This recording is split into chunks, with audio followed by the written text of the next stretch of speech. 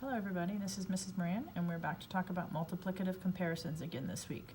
This is a continuation of what we did last week, and we're going to see how we can take the models we learned about last week and apply them in slightly more challenging problem types. Now here's an example of one that we did last week. Helen raised $8 for the food bank last year, and she raised 6 times as much money this year. How much money did she raise this year?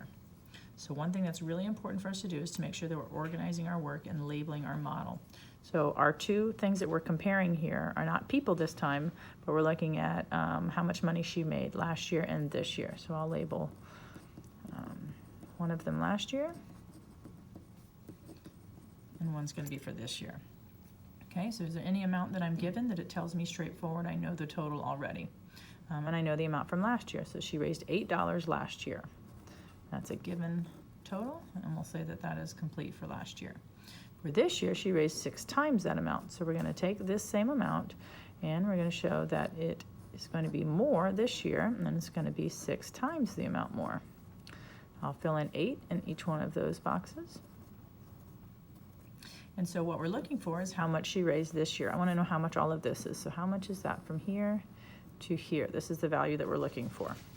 Okay, so we want students to be able to do a model. We also want them to be able to write an expression. So that's going to be 6 times $8 equals, and this is what we're looking for. That's our variable, that's our unknown. We're looking for the amount that was made this year, which is the one that is the larger of the two that we're comparing. I think about my skip counts. I can skip count my 8s, or just think about my facts if I know them. 6 times 8 is equal to 48. This is an amount of money, so $48. And then we want them to be able to write a statement. We would say 6 times as much as $8 is $48. Okay, so pretty straightforward. We're looking for this total amount, and we found that to be $48. Okay, this is the second problem type, and this is the same model, but it's a different scenario. So Sarah raised $9 for the PTA, and Rita raised $45.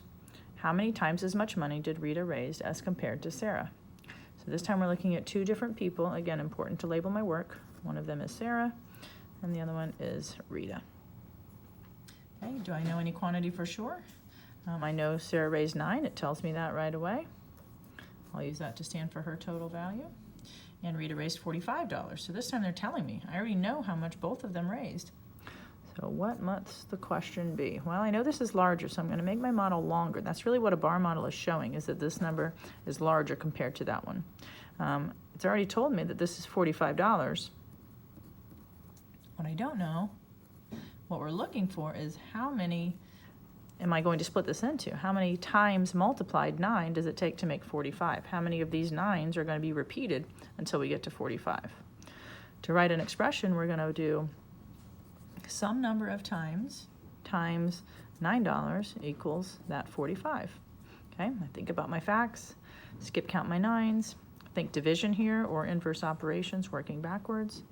So some number times 9 is 45. 5 times 9 is 45. So what that means is I'm going to take Rita's amount and split it into 5 times of 9. So it would take 5 times repeated of 9 to make that $45. Okay, so what we would look for then is we would say 5 times as much as $9 is $45.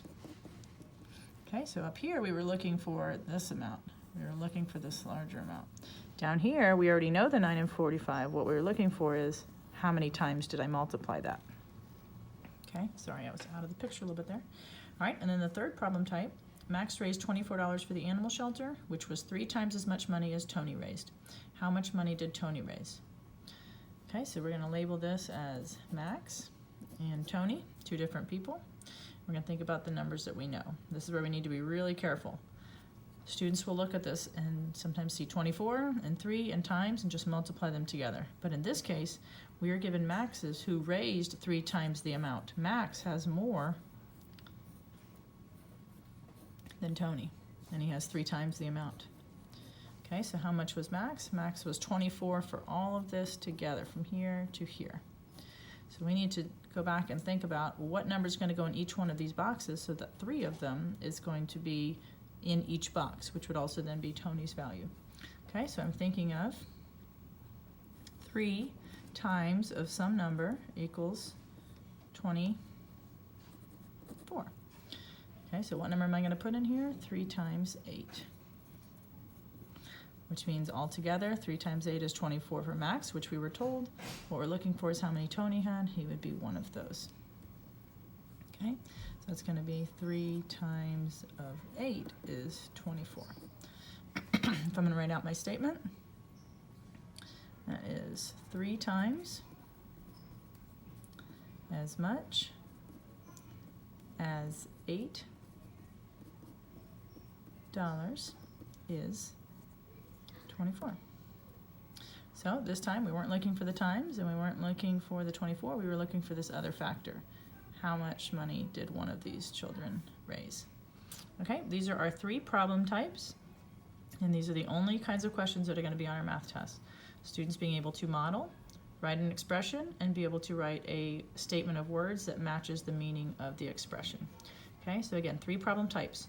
Looking for the larger amount, looking for the smaller amount, and looking to see how many times as big the larger is than the smaller. Okay, thank you for taking time to watch, and good luck studying this week.